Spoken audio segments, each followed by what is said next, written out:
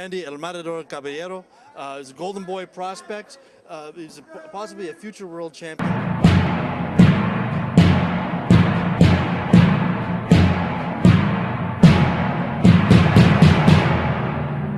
Randy, talk to me about what's going on with you this year, and what do you look forward to in 2011? Whatever they have planned for me, all I do is I'm in the gym training hard for every fight they put in front of me. But I'm fighting April 1st back at hometown, Coachella, California, at Fantasy Springs Casino. Hopefully everybody can watch it. Now, you've now starting to fight opponents that are at your weight, and you're fighting at your natural weight. As before, you were fighting a little bit higher, and the guys were gigantic. How do you feel about that transition? I feel real good. I should be at my weight that I'm at. That's where I feel stronger at. And the other guys that are heavier than I am, that's probably why I couldn't do the things I do in the ring, because they are heavier and they can take a punch. But I do outbox the guys. I do win clear, but I'm better at my weight class, and I'm gonna show everybody that I'm here to step it up and just take everybody out little by little. Just keep going up as I go.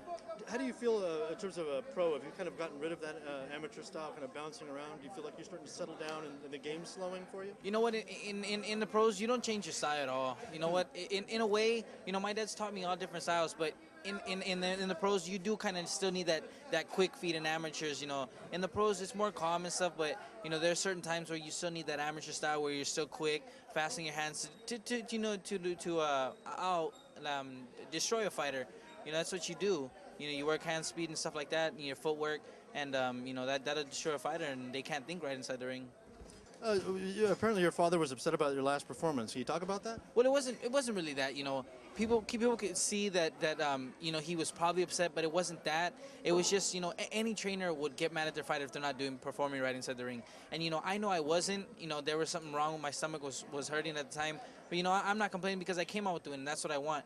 But people can see that my dad, he's yelling at his own son. But if you look at any trainer, they're always gonna yell at the fighter. And I thank my dad because that's what picks me up. When he yells at me, I know I'm doing something wrong, so I have to change my strategy inside the ring. Right. Would you rather have him act like your dad or your trainer when you're fighting? My trainer. That's what I need. And my dad, like if I was to be with any trainer, I know for a fact they would yell at me.